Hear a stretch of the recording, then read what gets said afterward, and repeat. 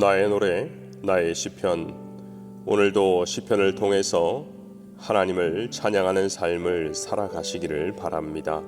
10월 5일 월요일 인자하심에 기대어라는 곡명으로 함께 노래하겠습니다. 오늘 우리가 함께 높이는 찬양은 시편 119편 149절입니다. 주의 인자하심을 따라 내 소리를 들으소서. 여호와여, 주의 규례들을 따라 나를 살리소서. 미국에 몇 년 살다 보면 텍사스에 적응하는 것도 있지만 마음 한편으로 한국의 문화가 더 좋았다고 생각될 때도 있습니다. 그러다 보니 때로는 간사하게 이럴 때는 미국 방식, 저럴 때는 한국 방식인 하이브리드로 인생을 살아가는 이민자들이 많아지는 것 같습니다. 미주 중앙일보를 보니 실생활에서 크게 차이나는 세 가지의 문화가 있다고 합니다. 첫 번째는 팀 문화, 두 번째는 자녀들의 독립 문화, 세 번째는 감정 표현에서 이빨을 드러내고 웃는 화이트 스마일이라고 합니다. 팀 문화는 이미 우리가 잘 알듯이 어떤 서비스에 대한 팁을 주는 문화입니다. 기본 정산 외에 또 다른 돈을 수고비 형태로 주는 보너스 개념이죠.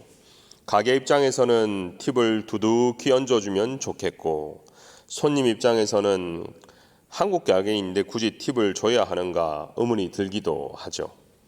조금 오래된 이야기지만 미국에서 태어난 한국 청년이 오랜만에 어머니 나라인 한국으로 여행을 가서 택시를 타고 어머니의 고향으로 갔다고 합니다.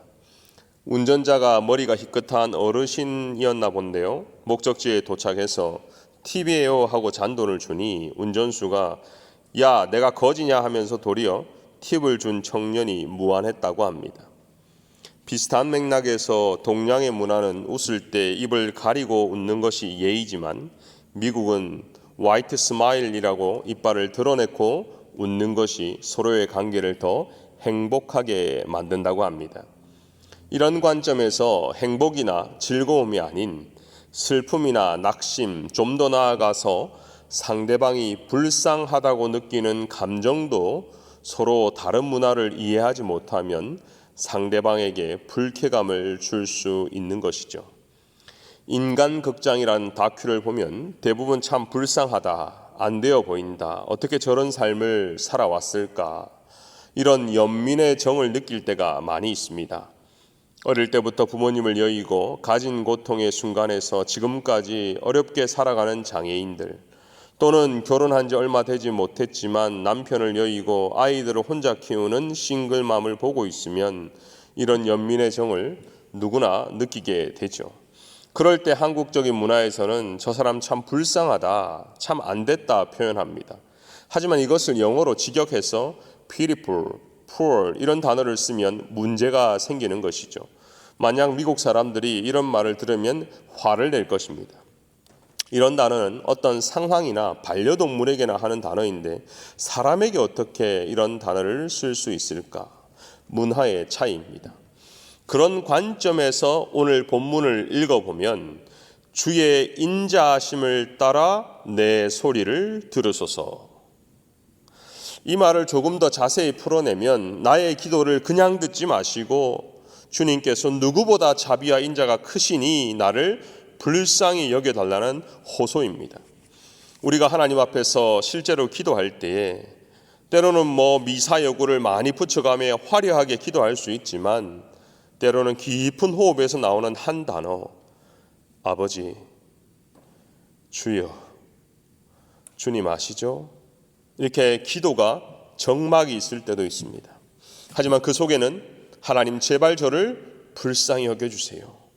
마지막입니다. 주님밖에 없습니다. 간절한 기도를 담고 있습니다.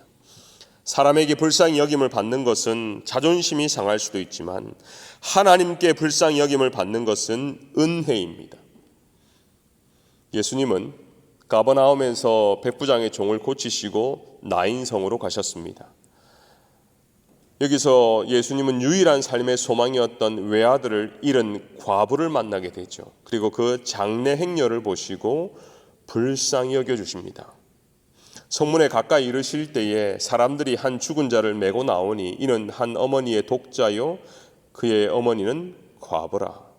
그 성에 많은 사람도 그와 함께 나오거늘 주께서 그 과부를 보시고 불쌍히 여기사 울지 말라 하시고, 이 짧은 구절 속에서 주목하고자 하는 말씀은 불쌍히 여기다, 가엾게 여기다 이렇게 번역된 말씀입니다. NIV에서는 His heart went out to her. 예수님의 마음이 그녀에게로 가다, 예수님의 마음이 그녀에게로 쏠리다, 동정하다 이런 뜻이죠. 내 마음이 온전하게 누군가에게로 가는 것, 이것이 불쌍히 여기는 것입니다. 우리나라 말 중에 애간장을 태우다라는 말이 있지요. 간장의 종류가 아니라 여기서 애는 창자나 쓸개를 의미하는 고유어입니다. 그래서 이 단어 뒤에 애를 쓰다, 애를 태우다, 애를 끊다, 애가 마르다, 애달프다, 애간장을 녹이다 등등 여러 가지 서술을 붙여서 본인의 상황을 표현하기도 합니다. 측은한 마음이 들고 불쌍히 여기는 상태, 그것은 바로 쓸개가 활동한 결과요, 창자가 뒤틀려 참을 수 없게 된 결과입니다. 애간장이 녹고 끊어지고 꼬이고 뒤집혀서 생기는 마음, 그 마음이 바로 불쌍한 마음, 사랑의 마음, 머리나 가슴처럼 겉부분이 아니라 내장, 곧 속부분이 움직여서 우리 안에 성도의 교제를 만들어가는 것, 이것이 교회요, 이것이 성도요, 이것이 에클레시아입니다. 오늘 이 말씀을 들으면서 나의 애간장을 태우는 분이 있으신가요? 남편이나 아내, 자녀일 수도 있습니다. 교회 성도일 수도 있습니다. 옆집 이웃일 수도 있고요. 이런 분들에게 그분이 어떤 분이든 그리스도의 사랑과 하나님의 인자하심으로 다가가길 소원합니다.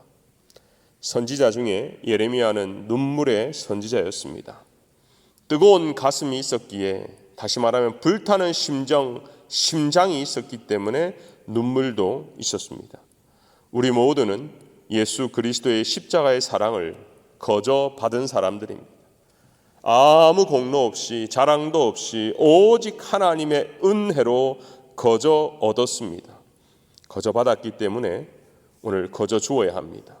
눈물의 기도와 사랑으로 서로를 돌보는 빛내리 모든 성도가 되시기를 소원합니다.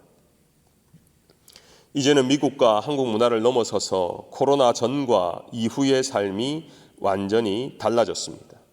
세계 최대의 자산 운용사인 블랙락 CEO 레리 핑크는 코로나19가 사라져도 상당수 기업이 예전처럼 모든 직원을 출근시키지는 않을 것입니다. 이렇게 예상을 했습니다. 새로운 세상이 온 것이죠. 서로가 격리하고 언택트하는 시대에 필요한 것은 서로를 돌보는 애끓는 사랑. 그 시작이 바로 하나님의 인자하심과 은혜로부터 흘러나온다는 것입니다.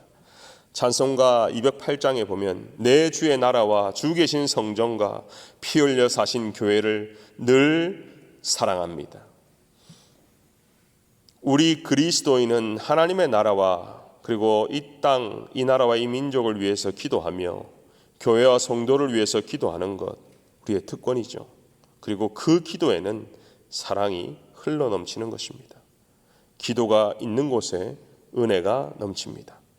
오늘도 하나님의 은혜와 사랑이 충만하시고 이 말씀을 들으면서 기억나는 분들이 있었다면 사랑의 관심으로 연락해 보는 것은 어떠실는지요?